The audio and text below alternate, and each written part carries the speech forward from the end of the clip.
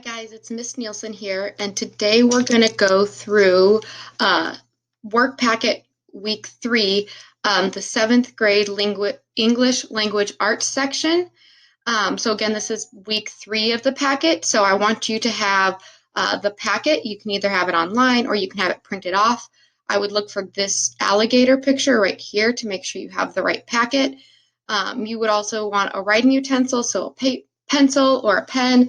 And then I would have some scratch paper or a notebook so that you have a place to take notes and write down your answers, okay? Let's start right here at the top. It says pre-reading questions, alligators in the sewers. What myths and legends circulate around your hometown or school? How did they start? As far as you know, is there any truth to them? Do you believe them? Have you personally ever seen any evidence of these tall tales?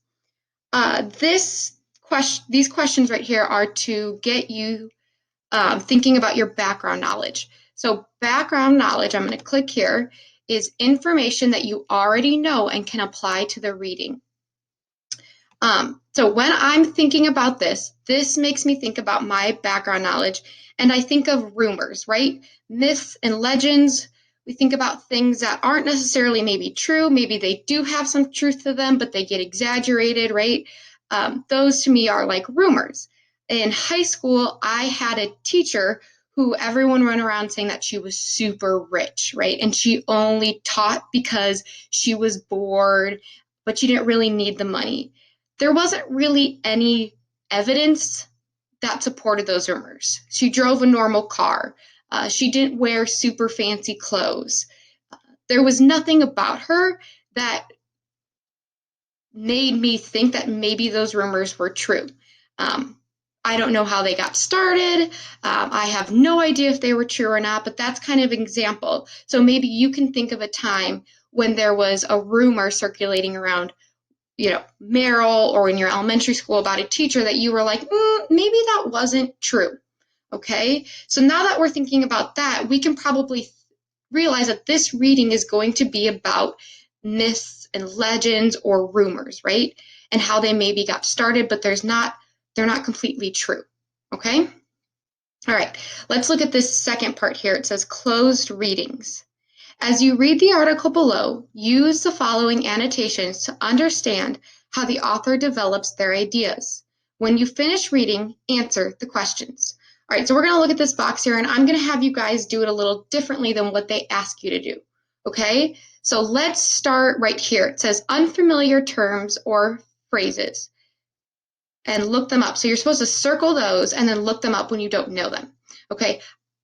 I want you, if you want to, you can circle unfamiliar terms as we read, you can, but they do have they have a text feature in here called a glossary, okay?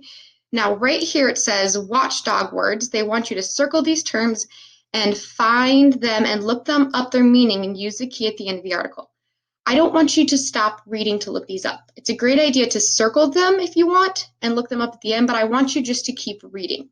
Okay, so you don't have to necessarily do this here, but before we start, let's go to the end and look at the glossary, right? The glossary is like a little dictionary that has words specific to this reading that will give you an idea of what they mean. Okay, so these words we know are going to be in our reading, right? And they're words that we probably don't know until they put them here in the glossary so that we can look at their definition.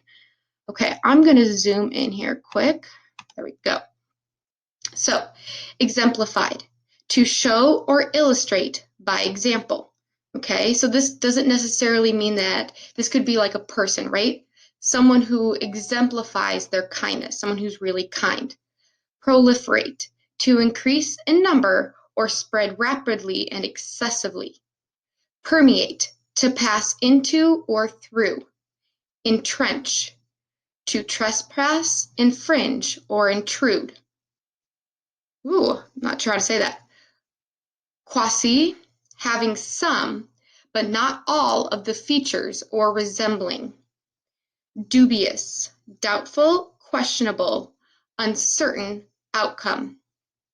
Prominent, standing out to be seen, noticeably well known.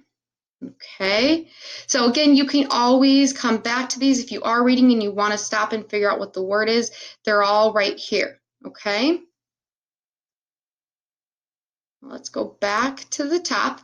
Okay, right here it says that you can put a question mark next to confusing information. When you get to a part in a story that you read and you're like, that doesn't make sense to me. Your first step should be, like if it's a sentence, is to stop and maybe reread the sentence, okay? Sometimes we read the sentence wrong and that's why it's not making sense to us. So if we reread the sentence and realize, oh my gosh, I accidentally read some of the words wrong and now I reread it and it makes sense, that's going to help us right away. But if you reread it and it still doesn't make sense, you can put a question mark next to it and move on. This last one right here, it says underline supporting details that support each central idea. Color code separate central ideas. This is going to be a little bit harder.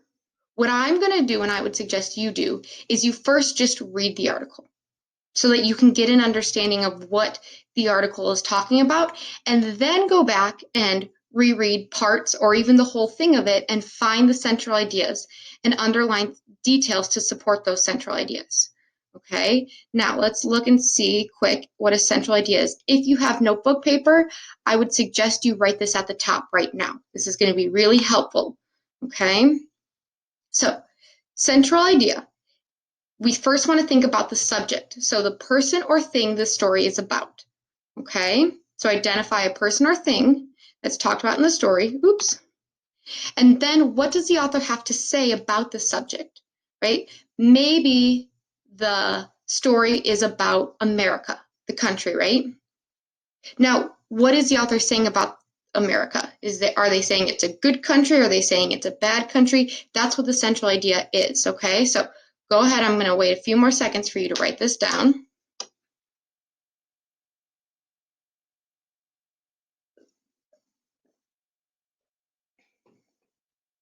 All right, if you haven't written it down, just go ahead and pause the video, finish writing it down, but we are going to dive into the article now.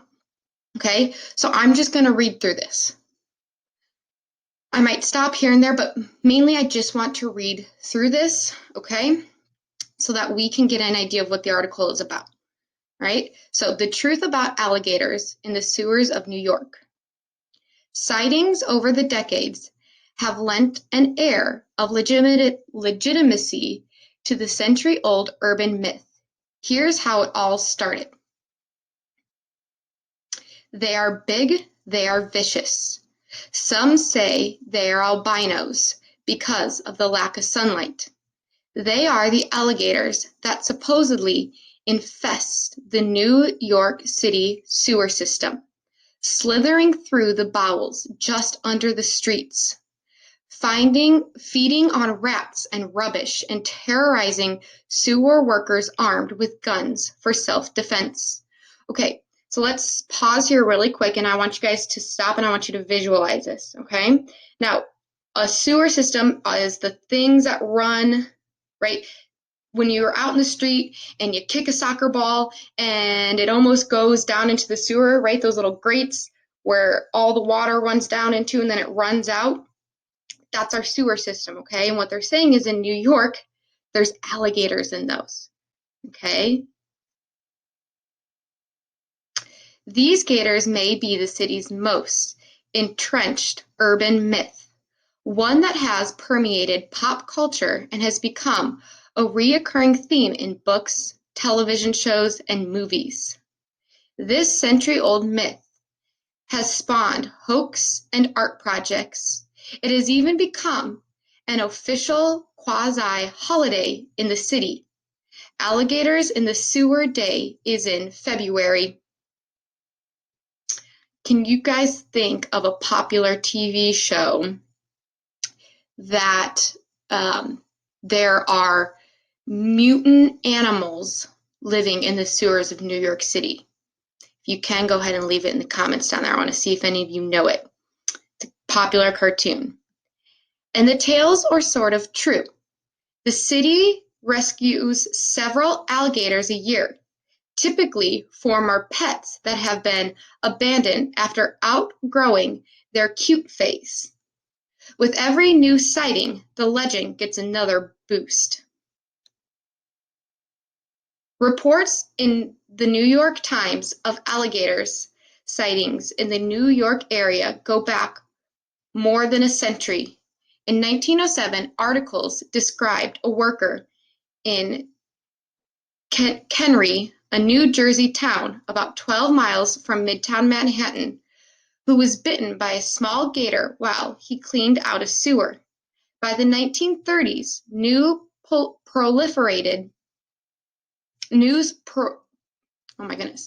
By the 1930s, news proliferated about sightings in and around New York City. Alligator sightings sometimes prompted hunting expeditions, such as one in 1932, after several of the reptiles disappeared from captivity in Belleville, a town along the Placid River in New Jersey. Okay, so I'm going to pause here quick. We can stop here and we can think that these are a little bit more than rumors, right? There's some truth to them from what they're saying in this article, that there has been actual alligators in the New York sewer system. Now, are all the stories about them true? Can some of them get exaggerated? So that's when we get the myths and legends, right? There's some truth to them, but they've been exaggerated to the point where that maybe everything about the story wasn't completely true. The same year, the police mobilized a hunt in Westchester County, just north of New York City, after two boys brought in a 3-foot dead alligator and claimed that the Bronx River was swarming with live ones. Armed with fish nets and chunks of calf liver, officers climbed the jungles of the Bronx River to capture alligators for the Bronx Zoo. The Times reported, adding that the hunt was discontinued when the police realized that the boys had merely found an escaped pet. By the 1930s, as advertisements for purchasing baby gators by mail were common in magazines, including Popular Mechanics. Vacationers to Florida would also bring back the reptiles as souvenirs. Once the cute pets got too big, the theory goes, they would often wind up in the sewers after being flushed down the toilet or dumped into the street drains. It was a time when all these alligators were being brought to New York and either escaping on their own or being let loose by unhappy parents, said Michael Miscony, the former a former Manhattan borough historian. The seminal New York City sewer gator even came on February 9, 1935, when some East Harlem teens spied an alligator down a storm drain and then lassoed and hauled it up with a clothesline. After the reptile, roughly 8 feet long and 125 pounds, snapped at them, they killed it with their shovels. Alligator found in uptown sewer, read the headlines in the Times. The article speculated that it had escaped from a passing steamer in East River and had swum into the sewer's outflow pipe. The charm of the 1935 sighting was that it was discovered by young boys, and the talk of this workmen's neighborhood of East Harlem during the Great Depression. Mr. Misocini said, in 1937, a barge captain pulled a 4-foot 8-inch alligator out of the East River by lassoing the animal around its wildly waving forefeet. Reported the New York Harlem Tribune.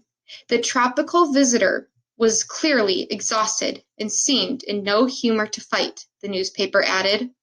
A week later, a 2-foot alligator crawling along in a Brooklyn subway platform shocked waiting passengers after crawling out of a trash can where it apparently had been dumped. A police officer on pounced on the reptile, managing to avoid its snapping jaws while another officer tied them shut. The gator legend was elevated further by Teddy May, a New York City sewer official who reported spotting the animals in the 1930s. In a 1959 book, the author, Robert DeLay, wrote that Mr. May was dubious when his crew first reported seeing a big albino alligator and various gator colonies in the sewers.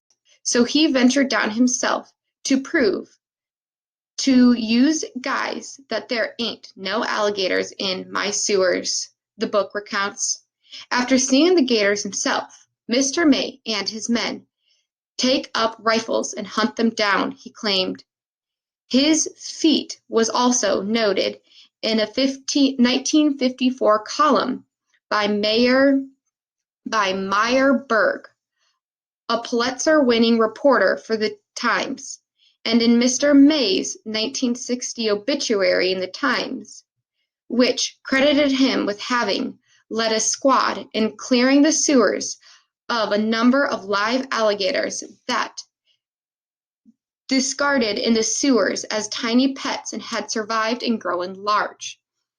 We're going to pause there really quick. An obituary is like a little write-up you get in the paper after you die. Okay, so it just kind of lets everyone know that you died, and it might have a little information about your life and like what you did. Okay, while Mr. May's 1959 account seemed wildly embellished at best, Mr. DeLay told the Times in 2009 that he believed Mr. May's stories, even if the numbers were exaggerated. 1963, Little Fictional Gators. By the 1960s, sewer gators had found their way into numerous cartoons and books, including Thomas Pynchon's 1963 novel V, in which little gators could be purchased from Macy's for 50 cents, and the character Benny Profane makes a living hunting albino white alligators, alive and breeding in the sewer systems. The 2000 children's book, Alberto the Dancing Alligator, follows Alberto's journey down the toilet and through the underground water system before he surfaced in other toilets and sparked a city-wide gator scare. 1982, the expert on the most durable urban myth. In a 1982 column in the Times, Anna Quindlen interviewed a New York City sewer chief, John T. Flattery, whom she called the city's resident expert on the most durable urban myth in the history of cities, reptiles, or waste disposal. Mr. Flattery's list of sewer sightings includes rats, insects, stray fish, dead bodies, and even street gang clubhouses, but no gators. Yet, he said, he constantly responded to letters from people asking about albino alligators, or wondering if sewer workers did indeed carry pistols to protect themselves from the ravages of rapacious reptiles. 1982, a very cool alligator on a t-shirt. In 1982, a 2-foot alligator was found swimming in a Westchester County reservoir that is a part of New York City's water supply. The city's Department of Environmental Protection, which oversees the sewers and drinking water system, organized a boat expedition to capture the gator, which workers lassoed and gave to the Bronx Zoo. Inquiries from around the world about sewer alligators are still filed by the department, whose mascot was once a sunglass-sporting gator emerging from a manhole. The city sold T-shirts with the mascot and the slogan, "The Legend Lives," for years. 1987, Ninja Turtles. The Gator legend also inspired the letterhead characters introduced in 1987 in the Teenage Mutant Ninja Turtles comics and video games. Flushed down the toilets as pets, he became a giant mutant alligator who lives in the sewers. The cartoon I was talking about earlier. Is owning an alligator legal? It is legal under both New York State and city law to buy, sell, or own alligators. Oh my goodness, let's start that over. This is why I tell you guys to reread. It is illegal under both New York State and city law to buy, sell, or own alligators without a permit. Releasing them outdoors can result in criminal charges for endangering the public, but many states lack such laws, so alligators can be bought online and legally mailed through the Postal Service, whose regulations permit the mailing of small, harmless, cold-blooded animals. There are numerous stories about post offices that deal with escaped baby alligators. 1997, serene sights around the cities. In the past couple of decades, New York has had sporadic street-level sightings and rescues. Prominent ones include the 4-foot gator pulled out of Casino Lake in Queens in 1997, which is shown above. Oh, it must be in this one? I don't know. Now where was I? And the 2-foot-long Kamane caught in Central Park in 2001. A 3-foot gator found by a dog walker in Alley Pond Park in Queens in 2003 was prominently named alligator, and a 2-foot-long baby crocodile was spotted under a car in Astoria in 2010. At the time, police spokesman seemed to anticipate a reporter's question. "Before you ask," the spokesman said, "no cop could confirm it came out of the sewer." 2001. That one gator on the subway. At least one gator is in the subway.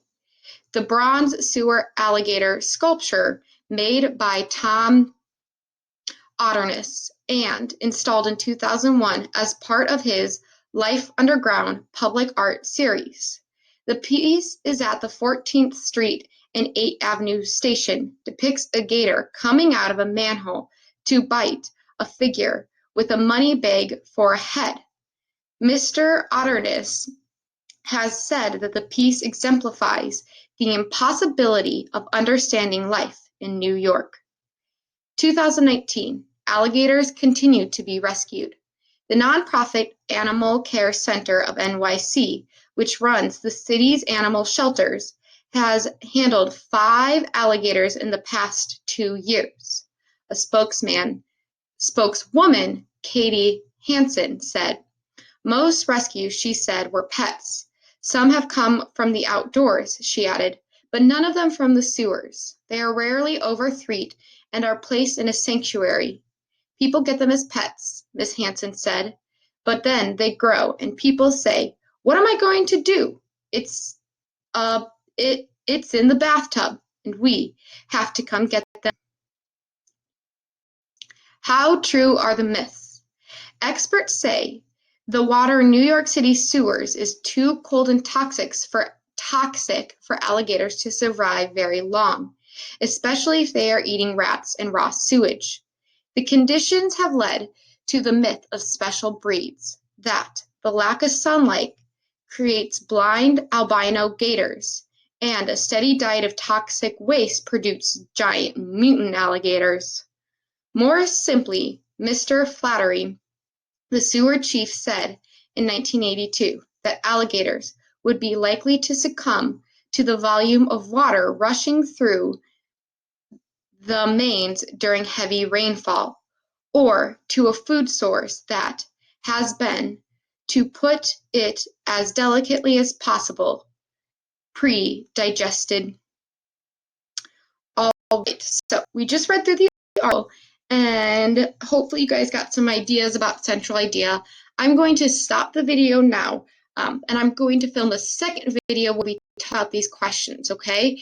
But if you decide this has been, we went through the article, got some notes about central idea. If you want to stop for today, I think that's okay. Just jot down your ideas about central idea, and then we can pick this back up tomorrow, okay? So I'm going to stop video here, and then I'm going to film a second video where we go over these questions, okay? All right, thanks for watching, guys.